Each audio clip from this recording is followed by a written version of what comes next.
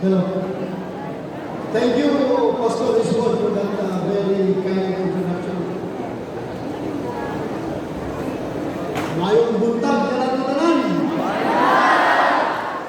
Para sa mga Bisaya. Para sa mga dili Bisaya. Magandang umaga sa ating lahat. Para sa mga delegates from many other countries of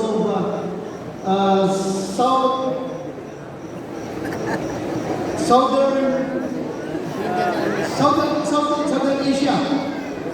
Good morning, everyone. Maraming salamat. First of all, I would like to greet our very important personalities here,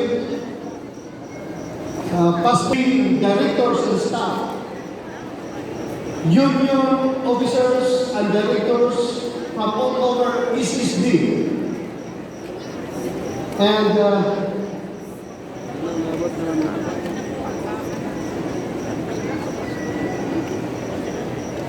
Pastor Jerry Magalingo, Daniel Palomares, Roberto Dalejo, Pastor Segundo Asoy,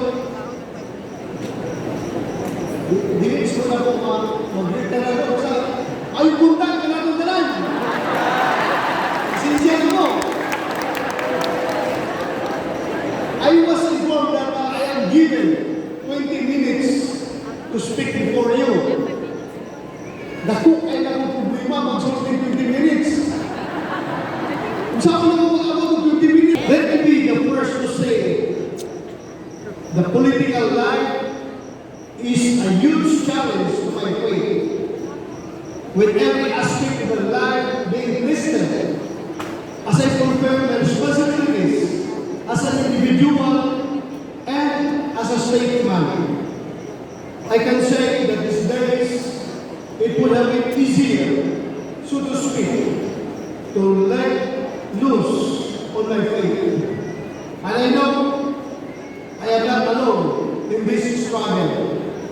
I know that you too have experienced this difficulty for yourself.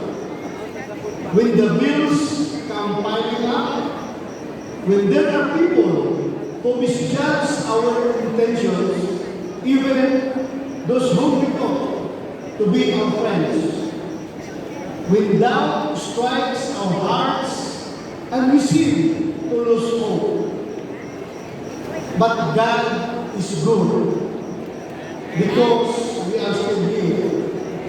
As Jesus himself has said, when 2 or 3 are gathered in his name, he is there in their midst. Amen?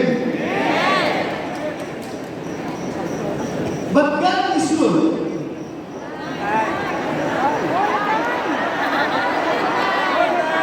Very good.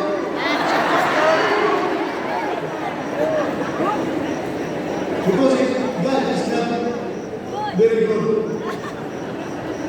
Hindi ko ninyo pitahan kung maligirin ng gusto sa iwa. Amen?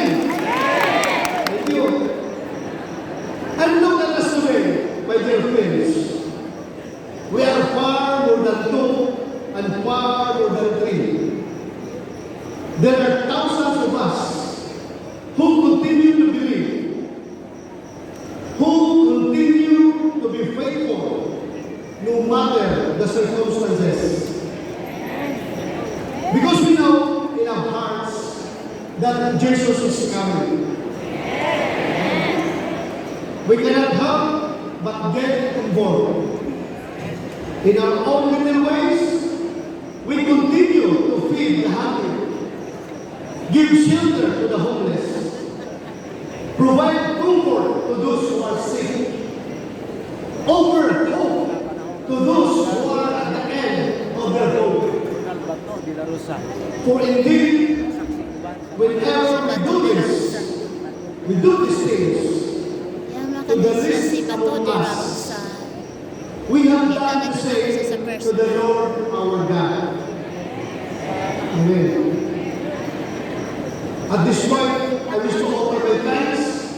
the entire Seventh-day Adventist Church for the good work that you do to advance not only the Christian faith, but the essence of a Christian life, rooted in a love of God, that is expressed in love for our neighbor.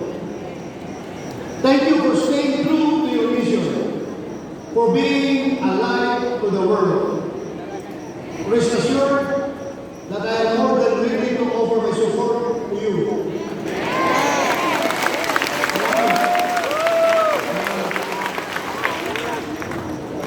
When I say support, kailangan ko mag-express ng financial support.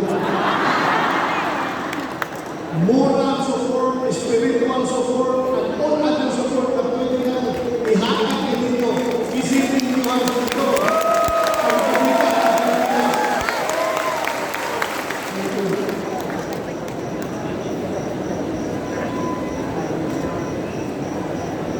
Rest assured. Again, I am more than ready to offer my support to you. Not just a senator, but more importantly, a fellow believer. As someone who knows with all his heart that truly Jesus is coming.